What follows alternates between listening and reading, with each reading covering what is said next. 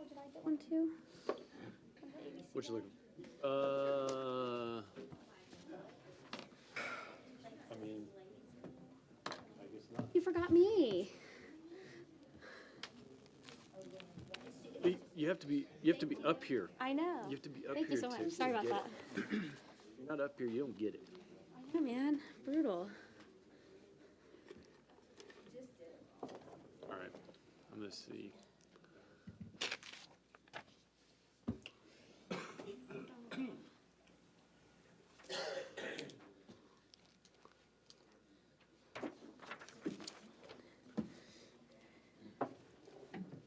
Mr. Guerin, I'll wait on your signal. Everyone else can be at ease. Oh, never mind. You ready? Okay. You guys all ready? Staff ready? All right. I'll call this meeting to order. Thank you very much for being here this evening, everyone. We have a lot of really good things on the agenda this evening. So let's get started, and with the Pledge of Allegiance, please. I pledge allegiance to the flag of the United States of America and to the republic for which it stands, one nation, under God, indivisible, with liberty and justice for all.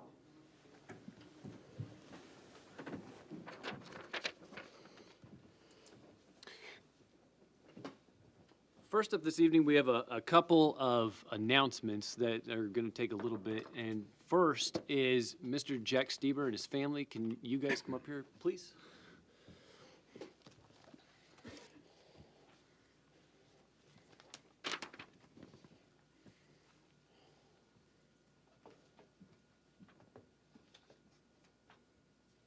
All right, this is Jack. How you doing? How you doing this evening, Jack? Good, how are you? I'm doing just fine. And can you introduce your parents for us, please?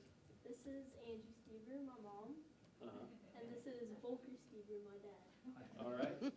So tell us why you're up here.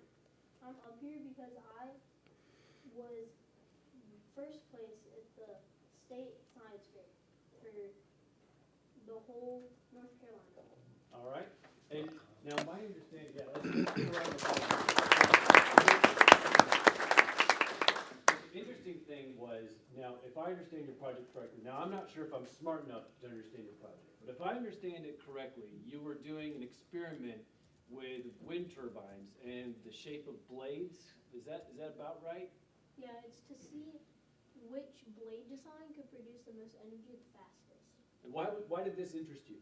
Because people in the world depend on wind energy as their main energy source. So I was figuring out a way so those people could get the energy the fastest. Okay. And so you did this experiment, and what did your experiment show? It showed that I did 2 different wind speeds so that I know that one design would work better on each wind speed. So I did a low wind speed and a higher wind speed. And I made different blade designs and shapes to show the results of how much energy they produced.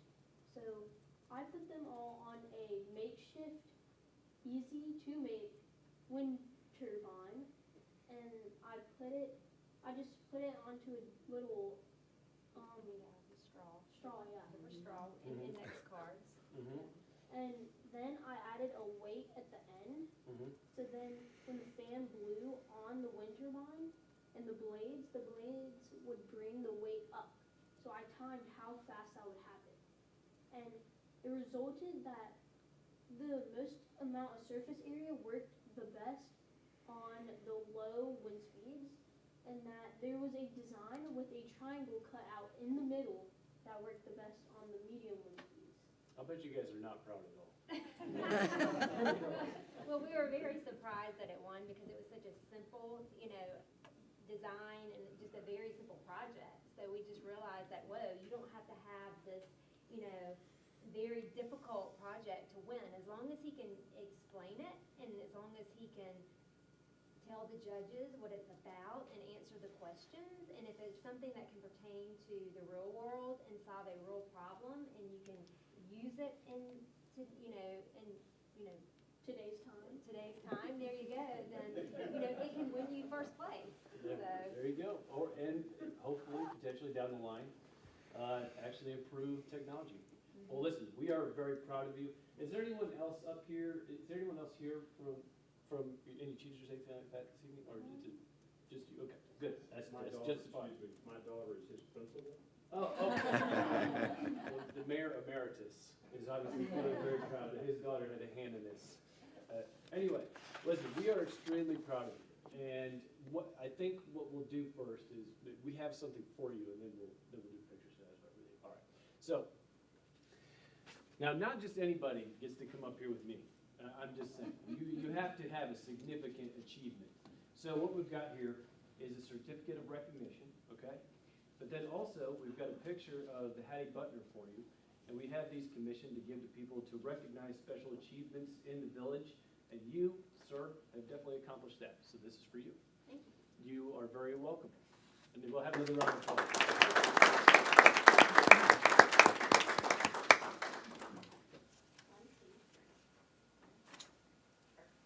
Thank you. Sir, pleasure. Pleasure to meet you. I will see you again next year, when you win next year. Thank you. Thank you. Appreciate it.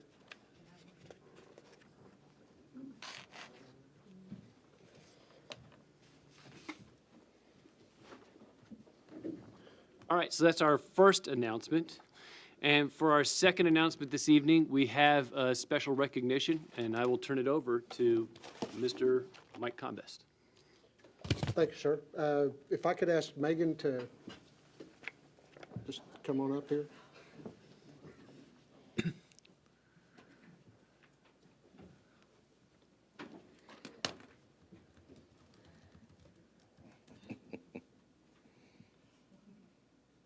I'll just read this, and it should be a spectacle here for, this should take 9 minutes and 20 seconds if it all goes right. About 3 minutes. 9 minutes. We're gathered here this evening to say farewell to and to honor a Clemmons institution, genuinely an institution, Megan Ledbetter. Typically, someone earns the moniker of institution upon retiring after several decades in an organization or by accomplishing a single spectacular headline-grabbing achievement. Interestingly, Megan Ledbetter has done neither of those. Rather, she has become a Clemmons institution by producing about 30 or 40 years worth of accomplishment in 12 years. And her spectacular achievement is her entire catalog of work. A couple of weeks ago, a lady called and asked what's Megan Ledbetter's crowning achievement, that outstanding project that defines her tour of duty with Clemmons. And of course, the answer is she doesn't have one. That's like asking what single touchdown or game or season defines Tom Brady and makes him the greatest of all time. What single game defines Babe Ruth, or what one ride defines Jim Childers. Because Megan Ledbetter's crowning achievement is her entire 12-year tour of duty. Her defining moment is a decade plus of researching and analyzing and guiding and enabling and coordinating and making possible for this community an era, yes, an entire era of steady, profitable, quality of life protecting growth. When Megan took her chair as the village planner 12 years ago, she was our first. After that time, we contracted planning with the city-county office. So she not only took on the role of planner, but took on the responsibility of getting the planning office and stood up and integrating that office and the planning effort into the village's overall structure. A major undertaking just by itself, much less being the planner. Obviously, she succeeded. Let me give you a couple of highlights that illustrate the nature and the magnitude of the success she brought to our village. When Megan started, we had about 16,000 residents. Today, we're closing in on 21,000. To accommodate that growth, we've added more than 1,300 new housing units of all types during her tenure. And we have seen our housing stock modernized to meet a steadily, rapidly changing demand, with new additions designed for young families, housing additions designed specifically to support senior living, et cetera, et cetera. And it's not just residential growth. Clemmons' business sector continues to experience very impressive, indeed envious growth in all areas, with enterprises large and small, national and local, vying for a place in our community due to outstanding planning. And improvements naturally in infrastructure have kept pace. We have made big strides in expanding and upgrading the village's ability to ensure that growth is properly supported and is thereby positive and profitable, thanks to her efforts. Here's just a brief random list of Megan's handiwork. New arrivals, new neighbors, new contributors: Novant Medical Center, Wake Forest Baptist, Morgan Elementary School, Chick-fil-A, the Greenway and the Lake, Publix, expansions at Harris Teeter, Walmart, Krispy Kreme, a new library, and the list goes on and on and on. Major upgrades to transportation, new roads, new roundabouts, new stoplights that make travel safer and faster, et cetera, et cetera. Now, let me give you just a few consequences of using great planning to get growth right. In the latest year calculated, this last year, the average Clemmons house value increased about 4%. Now, that's nearly 5 times the average increase of house value in our nearest Forsyth County neighbor. It's more than 4 times greater than the same appreciation in Kernersville to the north. Meanwhile, business revenue in the last 10 years has increased over 40%, reflecting the arrival of those new businesses and increased traffic and demand in those that were already here. Let me shift gears just a second. What Megan Ledbetter did for us is obviously very impressive, might be even amazing. What may be even more impressive is how she did it. And there's 2 major aspects to quickly look at. And the first is getting maximum bill for minimum dollar. Over her tenure, Megan Ledbetter, on our behalf, found, applied for, aggressively pursued, and got partnered money to acquire all manner of upgrades that we as a small municipality could never hope to afford. Federal and state grants combined with public and private partnerships to fund more than $35 million worth of roads and sidewalks and intersections and parkways and sewage capacity and on and on and on. It was the planning department that did all the heavy lifting in finding and applying for and getting those grants. The planning department of a single person. The second aspect of Megan's how is her very simple determination to not be guided by her personal opinions or her preferences. She insisted on being guided by the standards and ordinances clearly set out in writing by Clemmons residents. Time and time again, this proved critical for projects large and small. For each major development, and many small ones, there are almost always 2 camps. On one side, there are determined, passionate, often influential and powerful advocates for. Likewise, on the other side, there are determined, passionate, often influential and powerful parties fiercely opposed to the same development.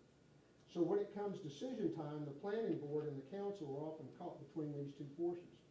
Megan Ledbetter, by refusing to substitute any personal preference or opinion in her staffing and recommendations, and by tacking strictly to express binding will of we the electorate, and by basing recommendations solely on hard evidence and careful analysis and determinations of compliance, empowered our planning board and our council to hear and weigh the contending petitions, but not be ruled by those who mount the most vocal campaigns. And in so doing, she made almost every planning and developmental decision bulletproof. And as a decade plus of results clearly show, our council reconciled the competing, often vigorously pressed demands of the loudest voices and made very good decisions that benefit us all. That is not an advertisement for the council or the volunteer boards, because in that 12 years of hearing and waiting, or weighing and deciding, the only constant in all those years was Megan Ledbetter, our planner. There were 7 different councils, 3 different managers, and 8 different planning boards. The constant, the common denominator was the practical, carefully considered recommendation of our planner.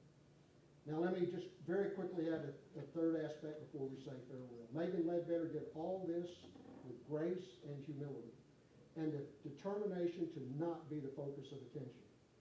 Everyone who has had the privilege of working with Ms. Ledbetter knows that she never seeks credit or spotlight. Her focus is always singular. Planning that enables and helps and facilitates, planning that serves the needs of all the residents and all the businesses of this great town. So Megan, we say farewell. And taking great liberties with the words and sentiments of the old Will Rogers, we say go with our thanks. Go take on new challenges and go ride to new horizons. Go conquer the private sector and make boatloads of money. Go with our profound thanks and our admiration. But don't go far, because you are now and always will be one of us, part of us. So go, but stay close enough so that if you come to a road where anguish or danger or glorious celebration even is to share, whistle and we'll be there. Finally, we would like to offer a token of hopefully lasting esteem.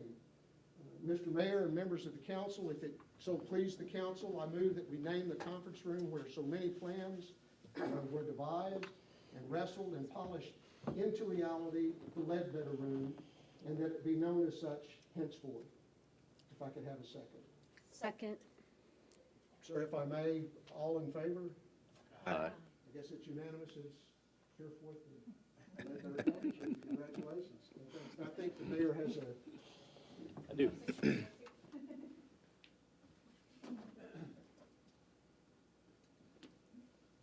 Now, mind you, I just want to say, you did bring this on yourself. You said you did not want a Hattie Butner. You know the story about the hat? No. They were found in the bottom of my credenza, and it was like, we have to do something with the hatties. So we went No. to Shannon's office, and then Well, listen, they are very special. We use everything here. So what we've come up with is a key to the city for you. And it goes with a recognition of appreciation, which I would like to read. Recognition of appreciation. Whereas a key to the city is derived from a medieval tradition representing trust and honor, symbolizing a trusted friend of city residents. And whereas Megan Ledbetter began her distinguished career with the Village of Clemmons on May 30th, 2007 as the village's first planner. And whereas Megan has represented the Village of Clemmons in a highly credible manner that reflected respect and honor on behalf of the entire community, performing admirably and therefore deserves recognition and appreciation from all residents. And whereas Megan provided an instrumental role in overseeing the village's first comprehensive and transportation plans, as well as establishing the village's farmers market and community garden. And whereas Megan's commitment to relationship management, work ethic, and collaboration has benefited all the projects, board, citizens, and colleagues that she has been involved with. Now, therefore, be it resolved, I, John L. Wake, Mayor of the Village of Clemmons, on behalf of the Clemmons Council and residents, do hereby present a key to the village to Megan Ledbetter as an expression of the council's appreciation for her dedicated service to the Village of Clemmons. I think now.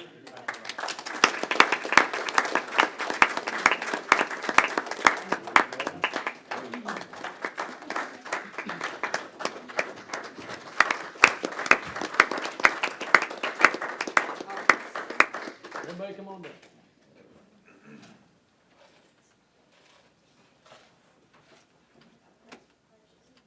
This lady's last night. still running around.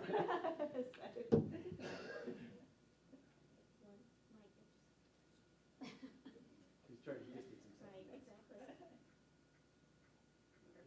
All right, Thank you guys very much. thank you. Doesn't she have to say something? I don't think. Do I have to? Speak. Yeah. I think council could force her to, but I'm not sure she wants to.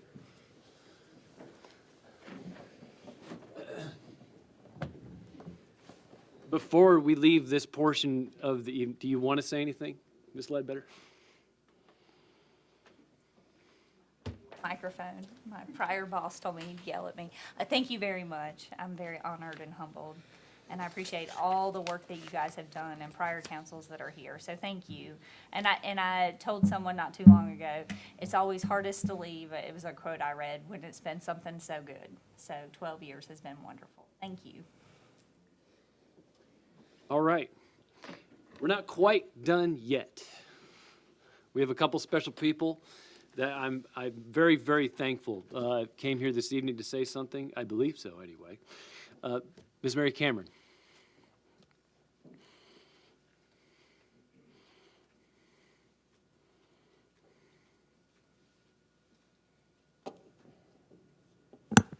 Mary Cameron, 7927 Abelia Way. First, I'd like to thank Mr. Combest for taking the time to go to Raleigh last week to express the village's opposition to a recent de-annexation proposal that the state legislature was considering. This was no small matter, and to put it into military terms for Mr. Combest, this was a hill worth taking, a fight worth fighting for. Years ago, Clemmons established standards and regulations governing the village's appearance, functioning, and growth. This de-annexation proposal was an attempt to circumvent these standards. Our position, our position in opposition was made clear, and the matter was dismissed. Tonight, many of us are here to honor Megan and the work that she has done over the years, guiding us through the establishment of many of those standards that I just spoke about. Clemmons would not be nearly the desirable place it is to live, work, and play today without Megan's hard work. We thank you for your expertise. We hate to see you go, but we wish you good luck. My favorite comment over the years when developers came or people wanted to do something, all I said was, make Megan happy, and everybody will be happy. And that turned out to be true, and it worked really well. Thank you, Megan. Thank you very much. Next up, we have Mr. John Bost.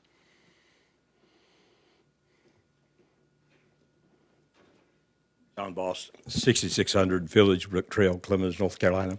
I was in Blowing Rock, Megan. Wasn't sure I was going to get back, so you can understand the pressure there with my wife. I wasn't sure I was going to get back, so I just sent all my notes to Mike. Great job. What else can we say? And then I always follow in the shadow of Mary. But really, I have worked not only as mayor, as friend, as a father who admires and understands and recognizes a phenomenal mother. I appreciate you. But have also worked across the table from Megan, representing developers in situations where they may have felt strongly about the tax base and the necessities and making numbers work, et cetera, like that. Always excuse myself from the room once introducing a client, but to tell you that Megan always held them to the highest standards, regardless of who was in the room. I can't express to you how much it meant for me to know that you were at that table in situations like the rezoning for Novant. And I just can't speak highly enough. I did speak to her next boss to say, great move for Meridian, terrible move for Clemmons, but everybody moves on. We all applaud you. Thank you so much. Again, Mike, outstanding presentation. I would never have been able to get across the points in my notes as you did. Thank you. Thank you very much. All right. We have no one else signed up for public comments this evening, so that brings us to item 4 on the agenda, approval of the minutes from May 6, 2019 and May 13, 2019, the special meeting budget workshop, and the May 13, 2019 regular meeting. Any changes or a motion to approve those minutes? Motion to approve. Second. All in favor? Aye. All right, that's unanimous. Next up, we have item 5, any changes or approval of the agenda this evening? I'm not aware of any changes proposed. Looks like Mr. Buffkin is in the same boat. Council, unless there's any changes, a motion to approve the agenda this evening.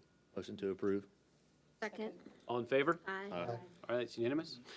Next up, we have item 6, the Marketing and Communications Director's Report. Ms. Ford.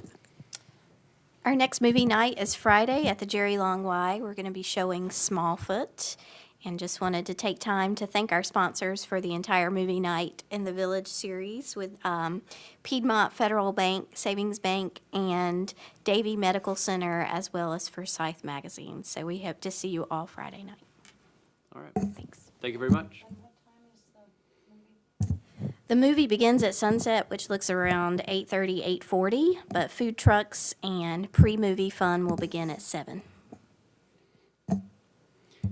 You know, Ms. Ledbetter, every single time I'm going to watch Ms. Ford continue to move the mic up and down, I'm going to think of you. It'll be your lasting legacy in this room. You taught her to do it. All right. Thank you very much, Ms. Ford. That brings us to 6B on the agenda, Mr. Buffkin. Thank you, Mr. Mayor. I truly thought I could break that habit during my time here, but it just apparently is too deeply ingrained. First item I have for you this evening is the finance report for April 2019. Try to answer any questions you may have, either myself or Ms. Stroud. Hearing no questions, I'll move on to item 2, the Sheriff's Office report for April 2019. Also, Again, either myself or Sergeant Geiger, I think he's still with us back there, be happy to try to answer any questions. Okay, I'll keep moving on. Item 3, the village board's applications updates. The applications that we have received for Planning Board, Board of Adjustment, Stormwater Advisory Board, I think that's all of them, are all in your packet. I think we're going to be asking you guys to make a decision on that at your next meeting. But if you have any questions about any of those applicants, certainly feel free to ask either myself or Ms. Short, and we'll try to get those answers for you. Fourth is the records retention and disposition schedule. I sent you guys an email on that item last week. If you had a chance to review that.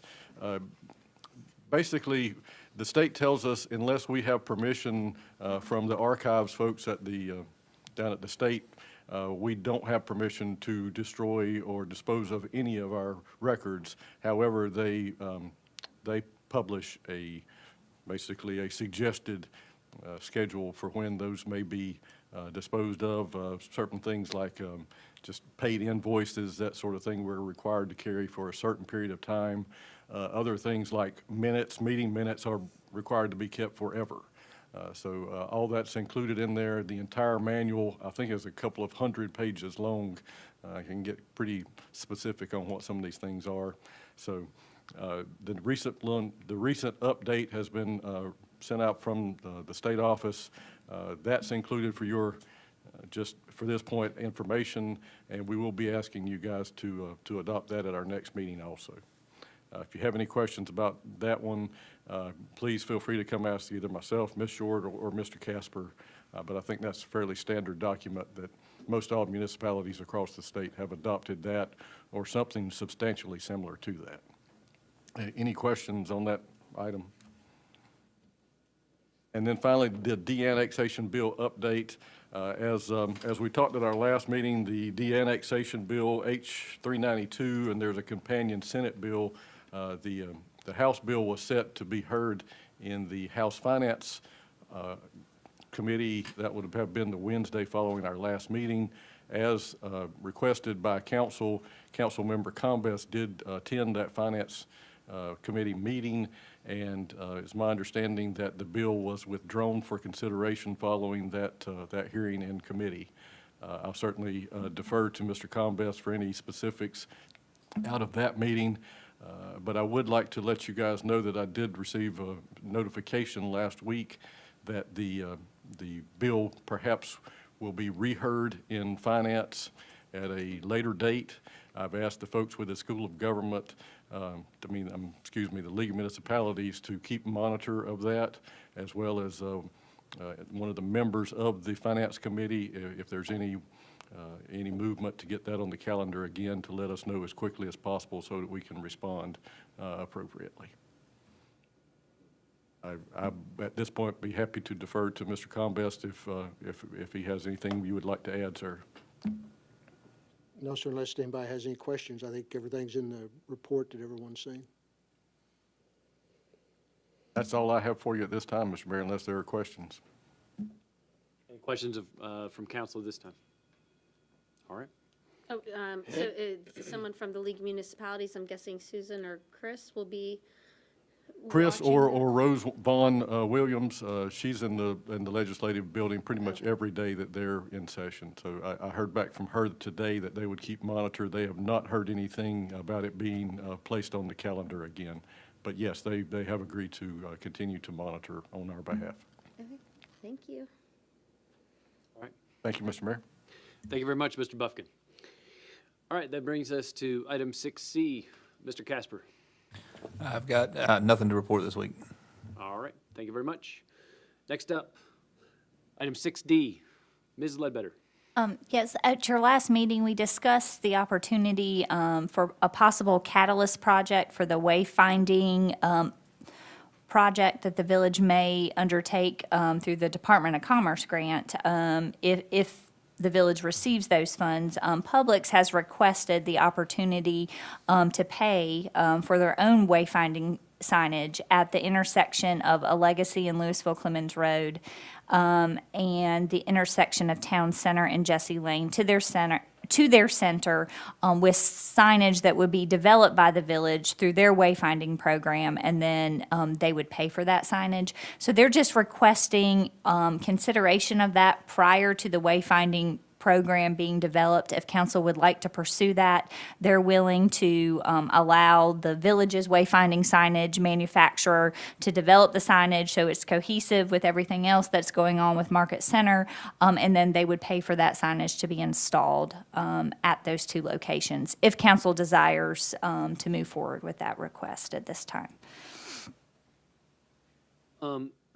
So I guess what you're looking for, council, is just whether, I guess, permission, I guess, from council for Publix to just move forward?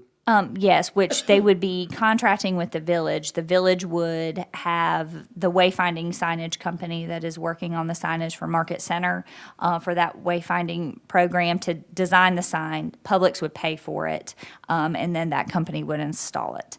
Because their main thing is they want to make sure that it's cohesive. If the council has a desire to allow them to move forward with that, to see how traffic flow occurs from that southbound lane heading into Legacy, that left-hand turn movement, to see if that helps facilitate that movement for them. And that's what we'll be undertaking, or the village will be undertaking, with the Louisville Clemmons Road Access Management Plan, the TIP project 6004, as it relates to helping businesses around construction and to find other locations to make right-hand turns to enter in their facilities, or left-hand turns, depending on which way it's coming.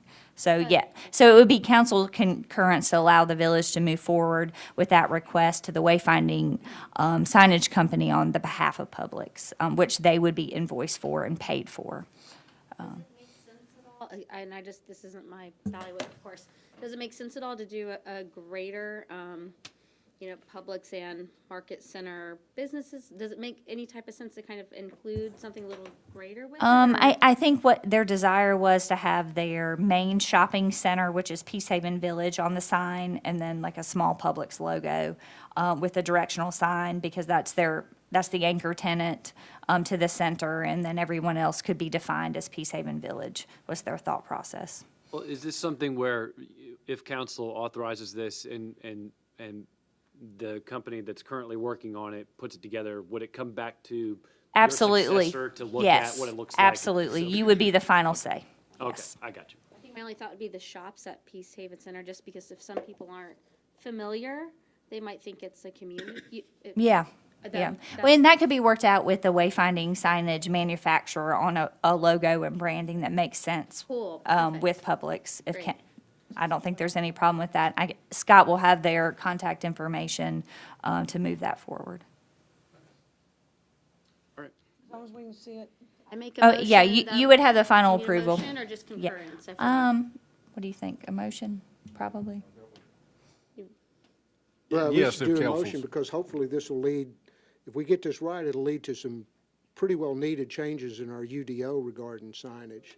And this will kind of be like a beta test, if I'm understanding right. I think so, yes. Make a motion that we allow Publix and the shops at Peace Haven Village to move forward with a wayfinding signage system as Megan outlined. At their cost. Yeah, well, as Megan outlined, at Okay. their cost. All right. Is there a second? Second. All right. All in favor? Aye.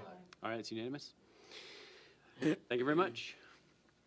All right, next up, that brings us up to our business action items. First up is item 6E. This is a continuation of a public hearing of a zoning map amendment for AAA storage from LO-S, professional office, to GB-S, general business special use. Storage services retail, this is zoning docket C-230.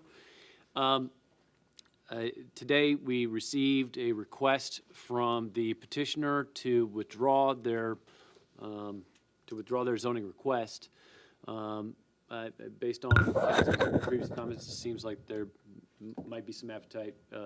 They can only withdraw the request with council permission, so, unless council has some further, well, hold on, sorry, I apologize, before I get too far ahead of myself. The first thing that needs to happen is to my knowledge, there's no proponents or opponents signed up to speak at the continuation of this public hearing, so I'll close the public hearing. So with the public hearing closed, council has a couple options. You can make a motion and approve the request to withdraw. That would preserve and make sure the property is not affected for a period of time after this request. If council wishes to do something else, we could have a discussion as needed. But that's kind of where this request is at this time. I make a motion that we allow AAA Storage to withdraw their project from consideration. All right. All in favor? Aye. All right, that's unanimous. Next up, we have item 6F. This is Resolution 2019-R-4 supporting the current North Carolina ABC control system. That's the way it's stated on the agenda, but in truth, it is on as an action item for council to have a discussion. There was a resolution that was circulated, and that resolution was stated in support of continuing the current ABC control system where it is. And for full context, for those of you who may not know what this is all about, and that includes the people who may be watching us on live stream. I'm not sure how many people there are, but those of you who are out there, hello. In any event, there's a bill in is it the House or the Senate, or is there two bills? Do you happen to know those details? I think there are two bills. There's right. one in each branch, yes. So there's two bills in the legislature looking to privatize liquor sales. And so the resolution that was circulated has already been approved by a couple other municipalities, but essentially, in support of the current system. So that's what this item is. And I think, Mr. Buffkin, do you want to add anything further to that, or would you like to? Yes, if I may, just a couple of points. Of course, we are a member municipality of the Triad ABC Board, along with most of our neighbors around us. The ABC Board overall did approve this resolution, or one substantially similar, I believe. The ABC Board Administrator, Mr. Bradsher, is here to answer any questions, so I would refer any technical questions to him. But as I understand, what we're being asked to support is something substantially similar to that resolution. And as Mayor Waite said, I believe our neighbors to the west and to the north have both approved either that resolution or something substantially similar. If it's okay with council, I believe Mr. Bradsher has been invited here this evening by at least Councilmember Barson and maybe someone else to speak, and if I give him an opportunity to speak, if you would, Mr. Bradsher.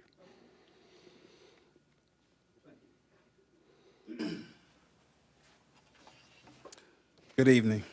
My name is Gregory Bradsher, representing Triad Municipal ABC Board, and I'm actually not here to convince you one way or the other as far as the resolution, but to really give you a backdrop of information about the Triad ABC Board and how the ABC system works. Because when you talk about government, the first thing you think about is it's either good or bad.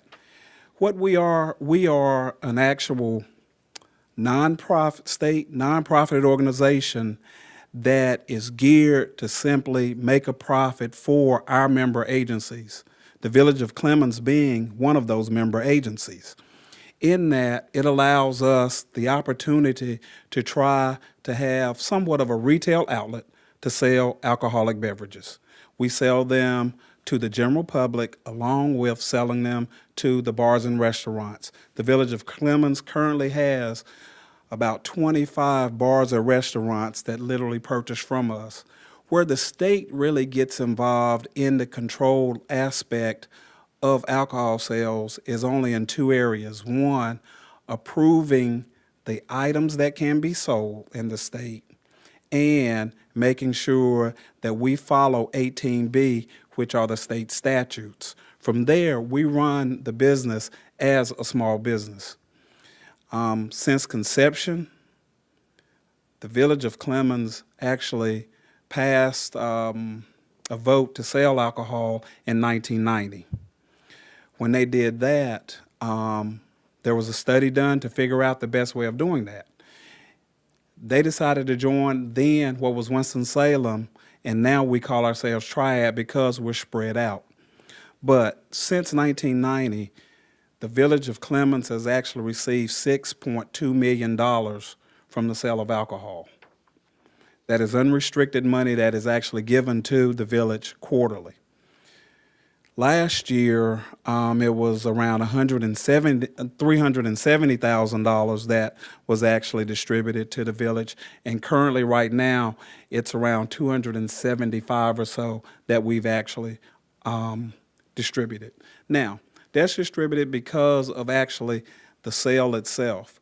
There are actually no tax dollars locally or statewide in the sale of alcohol. It's one of those state agencies that actually, the people that actually pay for this service are the people that actually drink alcoholic beverages.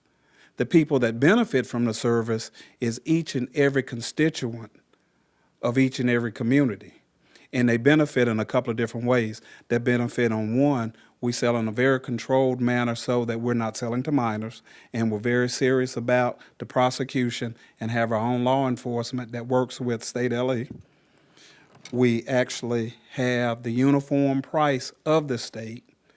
We pride ourselves on our customer service, and we're able to take the money that is actually the sale of alcohol and the 21 cents on the dollar that we get to use for our operations. We not only fund the overall operations, buildings and so on, but then we return that money back to the municipalities. Overall, we made right around $4 million last year that was distributed.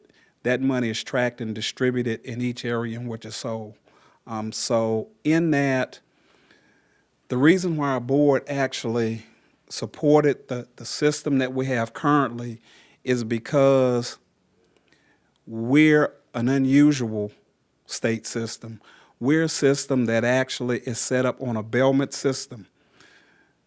Alcohol is placed in Raleigh by the producer of alcohol, and it sits in a consignment warehouse, and it's only actual purchase when we order it. And then once we order it, there's 30 days before we have to pay for it, and we pay for it based on our sales.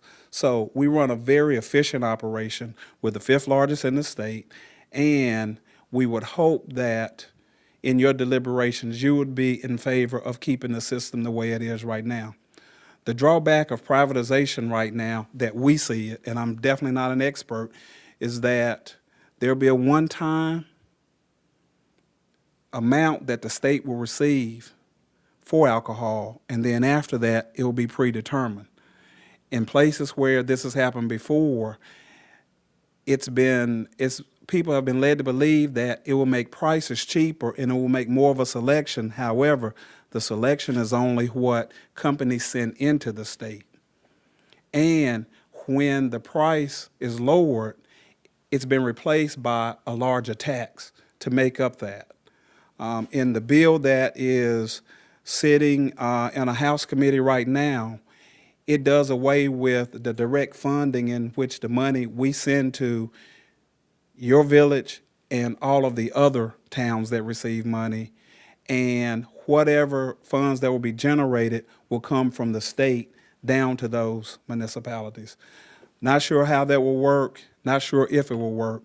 We just simply know that what we've had in place since 1951 is something that works really well, and we strive every day to actually do the best job we possibly can. And sorry for talking so long, but if there are any questions or anything, here is a chart, and the chart in front of me actually breaks out all of the revenue that's received by the state all the way down to local government. What I've given to the council is a breakout of the money that's made locally here. I've also provided them with an actual overall 2018 report that talks about all 473 ABC stores that are in the state of North Carolina. It wouldn't affect this village, but if you were in some of the smaller towns in the state of North Carolina, and there's only a grocery store or maybe one convenience store, the question becomes, if they voted in the sale of alcohol, would they still be serviced? Because the only reason we're here is because the citizens of the village of Clemmons voted to have this as a privilege. And that's it. Thank you very much. Thank you. Appreciate those comments. So as far as an action item for this evening for council, there's a resolution, but, you know, council can have whatever discussion or ask whatever comments of Mr. Bradsher. I was going to say Blacksher, but Mr. Bradsher. If you have any question for him, go ahead. Mr. Bratcher, you can stay up at the podium if that's okay with you.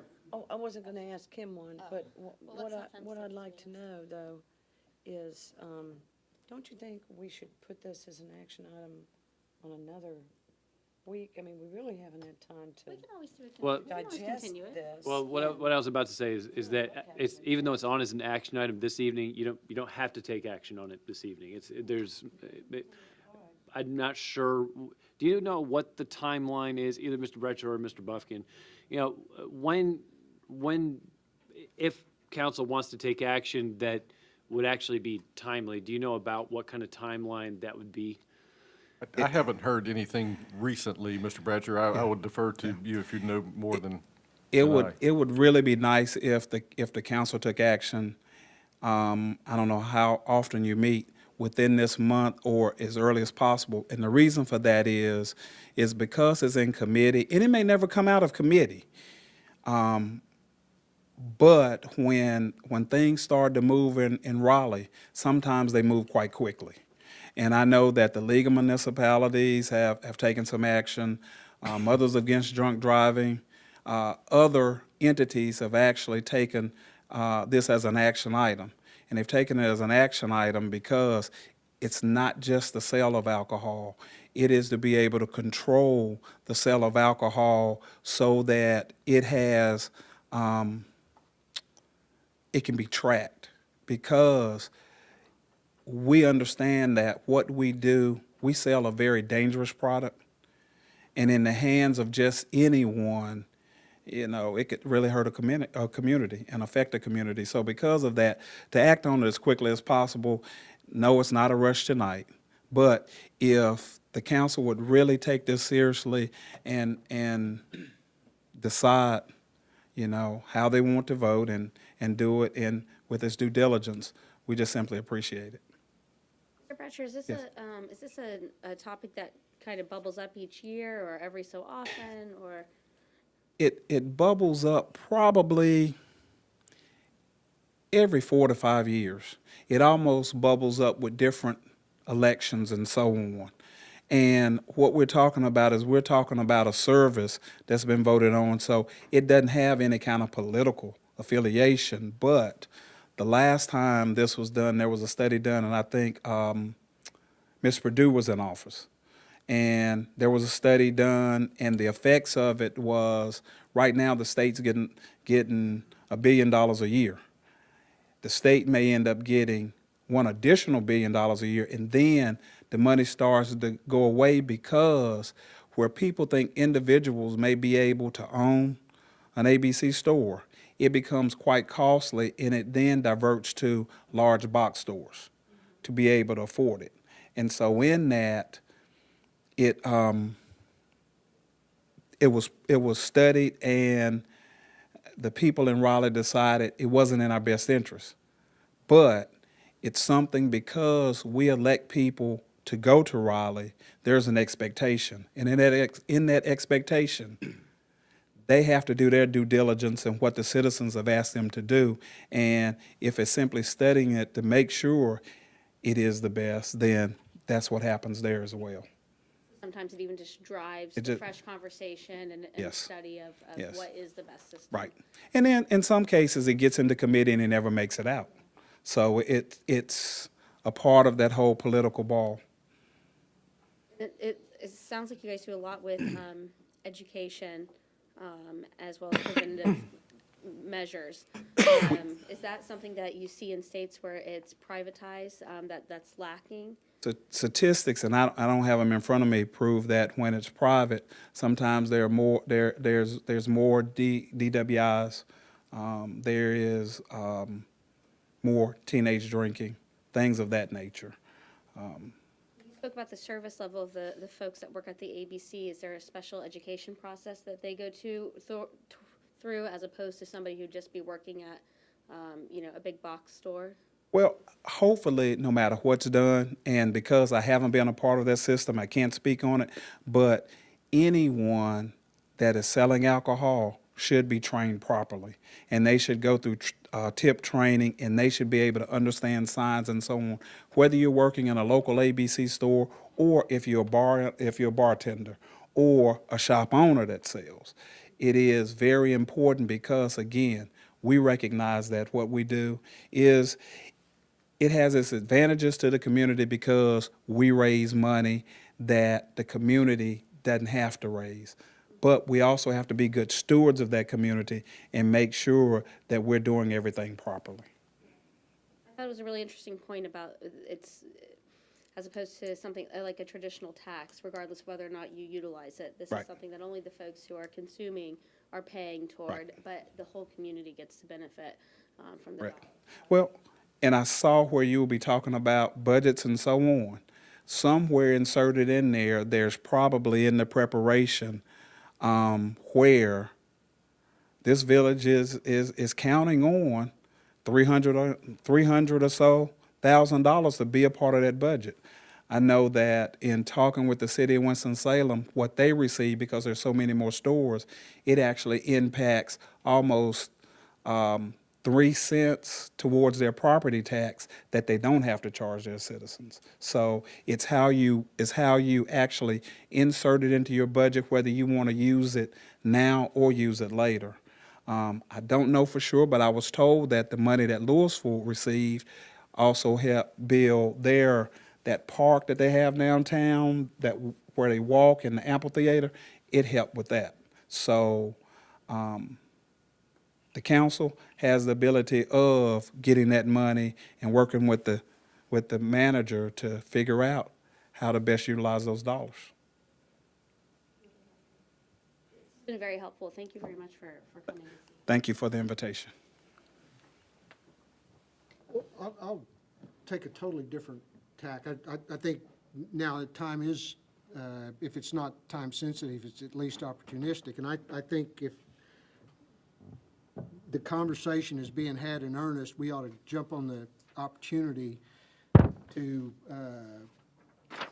express, hopefully, the sentiment that government has no business at any level selling liquor or competing with private market in any way. If you go online, you can study, there are plenty of states that have fully gone privatized, beer, wine, and liquor.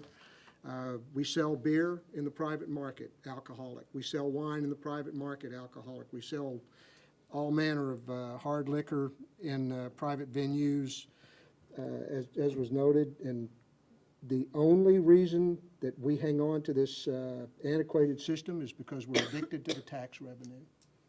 And it keeps us competing with the private market.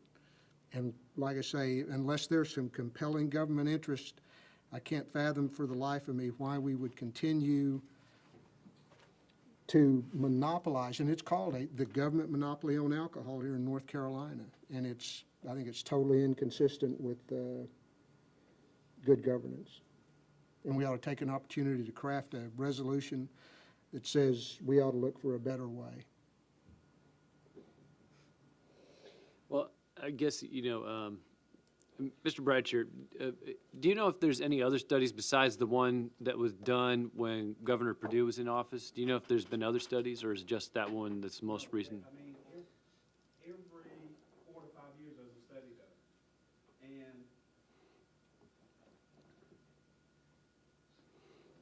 done. And I'm not here to talk about government.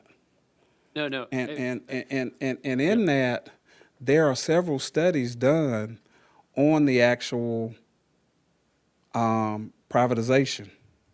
And in those studies, it's always come back with our controlled system.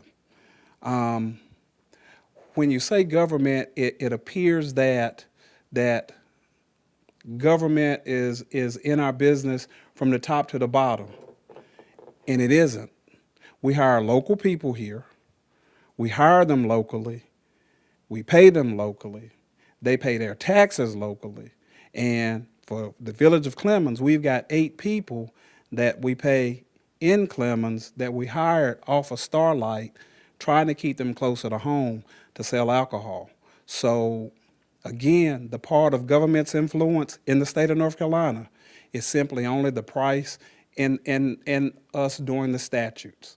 And that's it. Where the other side of states that are government controlled, it starts from the governor's level and goes all the way down with who's hired, where the stores are, and so on. When we put our store here, there was announcements and there was hearings so that the store could be placed where it is, in that Kmart shopping center.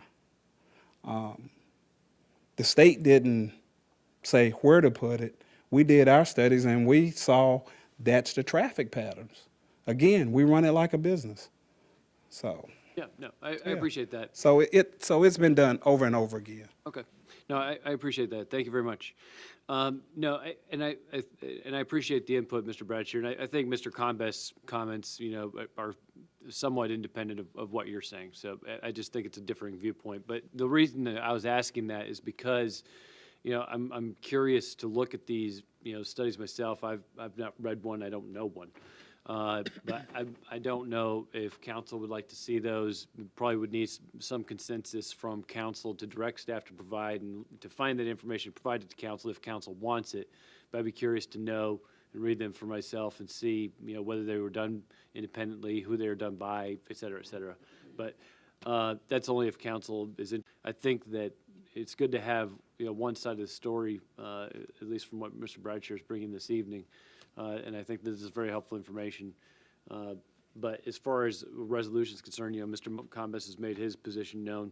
I don't know if council has any other comments they want to make, or if generally speaking, council just wants to take some time to chew on it. I'll leave it open to council as far as what you guys want to Just say. one point of information. You're talking 1.7 cents on the tax rate. We're So we 11 would and a half have to now. go to 13.2 to make up for the ABC revenue. So, are you saying, I don't know, Ms. Stroud, if you've looked at these bills that are in the legislature, but is there no provision in them to replace the lost revenue stream to municipalities? There is some, but and we probably would get some, but normally when the state takes control of the distribution,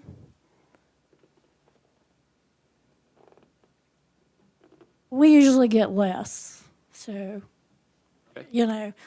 And you wouldn't really know that until you had years of experience to see what the taxes on the Well, sales would be. I'm not very experienced, but, the experience with the sales tax revenue and how little we get based on our low property tax rate, I think that speaks for itself. So, anyway.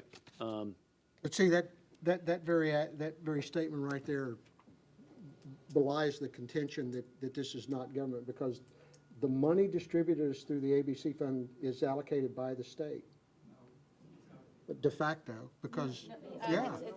From our triad regional alcohol, it doesn't go through the state. They send the check directly to us. What I'm saying is because there are only let me rephrase, only a very small state-approved number of outlets can operate, right? No, it's where the citizens voted in. But it's under state control. No, the citizens voted in. Yeah, the citizens voted for the ABC store. Then what's the petition for? I mean, what's the resolution, what's the bill in the Senate and the House for? To keep it from being privatized so that citizens still can vote in the sale of alcohol and will have a voice in where they're placed and the revenue that they have the opportunity to receive. I'm thoroughly confused. So it is not, we are or we are not privatized right now? You're not privatized. So it's government controlled? No, it's municipal control. Okay. We may be arguing over semantics, but, No, I think it's just a more complex issue. It sounds like it's a bit of a hybrid process now, but essentially privatization would almost insert another level of government instead. It's not,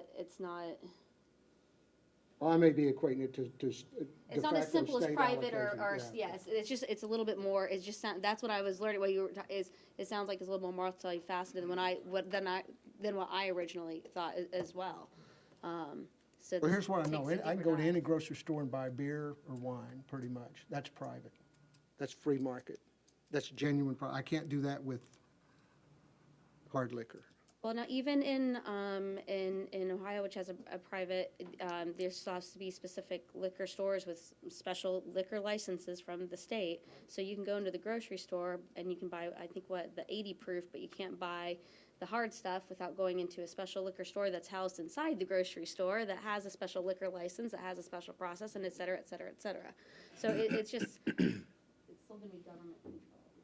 This sounds, I mean, I'm with you on the thought process, but I think that this is just a little bit, I think, it sounds like we have a unique system here in this state. It is the most unique system in the United States. When it comes to it being a bailment system versus it being state controlled with all the things that you just spoke of. The development system sounds more profitable. You're not taking on, yep. All right. This is really interesting. Thank you very much. I'm very glad you were able to make it. Thank you. To me, there's just a lot of questions, with respect to these ABC properties, because, the ABC board owns the property, correct? Yeah. So, you have these property interests, you have, issues of employee pay and things like that. I mean, it just seems like there's a lot of information that, I'm guessing council would probably want to look at. Anyway, if there's some information, specific information council wants, you could, direct staff to look for it or continue the discussion in either event. Mr. Mayor? Yes. What we would do when we get back to my office, we will make sure we send to the town manager all of the links to different studies and so on for anyone that wants to really look into any of that. Excellent. So we'll make sure we do that this week. Thank you. Any further discussion or comments from council on this issue, or a motion if council wants to take? It's on a action item, but I'd like to recommend in agreement with Pam that we continue this conversation so we have some time to dive a little bit deeper into the issue. okay. Would you guys like this on the agenda? Well, you're not going to be here June 10th, so do you? Is it possible to hold it over to the meeting following next? We'll try to monitor the progress of the bill, but as Mr. Bradshaw says, it can be unpredictable knowing how quickly things will move once, especially once the budget gets passed. Things typically wrap up pretty quickly following that. How about this? If it's okay with council, let's put it on the agenda for next meeting, just because it sounds like we might need to. And then, depending, we can reassess at that point, where we're at in the legislature and go from there. Good enough. All right. Any further discussion from council or any further questions from Mr. Bradshaw at this point from council? All right. Well, Mr. Bradshaw, thank you so much for coming this evening. Appreciate it. Okay. Next up, we have item 6G, This is prioritization 6.0, call for projects. This is prioritization 6.0, under the DOT for the state STIP projects, prioritizing those projects. Is it okay if I turn it over to you, Ms. Ledbetter?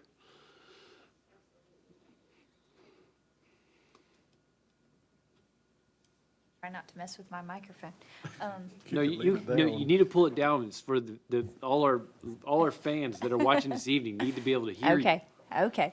The mayor and I discussed prioritization 6.0, which is call for projects through the MPO, and that's for new projects to be added to this call. Every year we get a new spot number. I sent council an email a couple weeks ago regarding the current workload of your staff as it relates to all your federally funded projects, as well as tips 6004 in the oversight and scoping that council will be engaged and involved in with that project on Louisville Clemmons Road, as well as the feasibility study that Winston-Salem MPO is taking to their council this month for approval. So the village will be able to move forward with selecting a consultant to look at Kinnaman and Louisville Clemmons Road for some creative ways for partnering those interchanges together. So with that load, there wasn't necessarily a project that came to the top of the list that would not expend lots of staff time, council time to work on. You'll have an opportunity to submit again in another spot process, but we just felt at this time that based on that load, it was not the best time to submit a new project. Thank you. And so staff's recommendation is not to submit a project for prioritization 6.0? Yes, that is correct. That would be your staff's recommendation. And I presume that's also the recommendation of Ms. Stroud with respect to budget issues? I would say she would probably agree with that statement. Okay. So that is, I want to make sure that was before council, because ultimately it is council's choice whether you guys want to pursue a project or not. So that's why it's on for this evening. We've got an awful lot of irons in the fire right now. I think we should finish some things before we start something new. I will also note that just because you put it on the list doesn't mean that it would be selected for funding. It just goes on a list. And so every spot process, you get to add additional projects if you want, but there is no dedicated funding source for just putting a project on a spot list. This is on the agenda for this evening as an action item in case someone on council has a project that they're passionate about that they would like to be considered. But if there is no such project from council, then we could probably move on to the next agenda item. But want to make sure that it was at least before you for consideration. Okay. All right. It does not look like anyone on council has any burning project, at least at this point. So I think we're good. Thank you, Ms. Ledbetter. All right, next up, that brings us to item 6H. We have the fiscal year 2019-2020 budget. And I'll turn it over to either Mr. Buffett. I'll start off, if I might, and I will not go through this whole thing in detail unless there's some specific item that council would like to discuss specifically, because I don't think there's anything in there that we haven't discussed at least once, but most, I think, multiple times before, with one notable exception. A couple of notes. What you see in front of you does have the new public safety position to begin on January 1, 2020. The new public works position to be authorized on 7/1, however, likely to take some amount of time to recruit and get that person on staff, so don't expect that to be for the entire year. And the only other difference worth noting is I've asked Ms. Stroud to put some money in, approximately $50,000 for project management and planning and zoning. And as I'd said to you guys, I think in my email last week, with the departure of Ms. Ledbetter, I think there's a good possibility that we can bring in a qualified planner. However, they will not have the background and knowledge base or likely the experience doing the project management side of that job, at least not for a short period of time. So I'd like for the council, that line item would be a new item. It's in the planning budget currently. Really, at this point, asking you guys to consider that as nothing more than a placeholder as we decide, what exactly would that look like? Would that be a contractual person? Would that be a staff person for some number of hours per week? And I'd like to have that conversation in much more detail than I feel that we have time to get into this evening. But that is included for your consideration. Certainly, the budget is council's ultimately responsible for adopting whatever you feel comfortable moving forward with. So if that's not something that we want to do next year, it's certainly in council's authority to remove that. But again, we'll try to go through it in as much detail as you all would like. But other than that, I don't think there's anything included in that budget proposal that you haven't seen, as I said, multiple times. And I think the only actual action we need from you guys tonight is to set the date for the public hearing, and we're asking that to be held at our next council meeting, June 10. All right. Any questions for Mr. Buffkin on that? Otherwise, motion for the public hearing. It's in the agenda packet on H2 there. Call for public hearing on June 10th. So moved. Second. All in favor? Aye. And I apologize. We need so that we could do that, a couple public hearing for the budget ordinance, but we also need to have we can just do it by a separate motion to set the stormwater utility fee rate. So public hearing on that.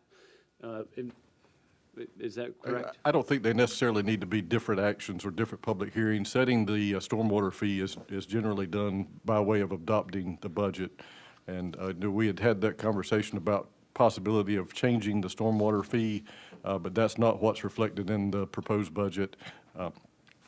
Correct me if I'm wrong, but there's no reason to have separate public hearings for that, would there be? So. Well, not separate public hearings, but I guess my concern is that the way it's advertised and the way the motion just carried, the way that I phrased it anyway was just the public hearing for the budget on June 10th. But if we're going to advertise it as the budget ordinance, then I think also it probably would be better to advertise it as the full thing. So, gotcha. Mr. Cobbest, can I ask you to please give another motion? So moved again. Okay. To include stormwater. All right, second. All in favor? Aye. All right, it's unanimous. And just one public hearing, it's one motion, one public hearing. Yes. Right, yes. Okay, all right. Okay. So that's it for that agenda item. Last up this evening, we have council comments. Any council comments this evening? I'd like to echo what Mary said earlier about Mike. It's very gracious of him to agree to go down there and spend 2 days working on the de-annexation bill for all of us. And I'm just amazed at the success he had. So, and very, very appreciative. All right. Well, wait a minute, let's be frank, none of that would have happened. This council did that. There wouldn't be anybody down there if Councilmember Barson didn't forcefully make the recommendation, and if we hadn't gathered all that, this council did that. Who, me? Let's just be clear. Forcefully? Forcefully. You could have said, no, I'm busy, I'm playing golf, but. So that's, anyway. I agree. It's where it takes a whole council and a whole village. But I mean, thank you very much for your personal time and energy and enthusiasm to go. And what a great job you did. So, do we, Steve, Mr. Garrett, do we know how many people watched us this evening? All right. Well, to the 4 of you watching this evening, thank you for watching. Tell your friends. My mom, my dad. Now, where can people find it on the website, Shannon? Where is it? Like, how can they go to the YouTube page right now? Is it just through the social? Well, I think this is maybe like a soft open. Is that kind of what this is? This is a soft open this evening. This is a very soft opening, and then Steve and I have to work together on we will link it on the page with the agendas where you have the audio. I think there's a place for video, or there will be, and we'll put the link to that Okay. at Will some we point. archive Yeah, so it'll be archived with like the. on the site? Yeah, Okay. yeah. That's awesome. Thank you, guys. But if you'll just go to YouTube and put in Village of Clemmons, it'll pull you right to our page, and it'll be the top link on there with the rest of 8 things that we've got on there. This will be the top one on there. All right. Ask for, just put in Village of Clemmons? Just want to make sure I heard the verb right. I did hear we're up to 4, right? So I mean, you were, 5. Okay. Oh, That's a 20% increase in the last, Wow. 5 minutes. All right. Excellent. I think maybe 4 of those people are in this room, but we won't count on that, but I think so. All right.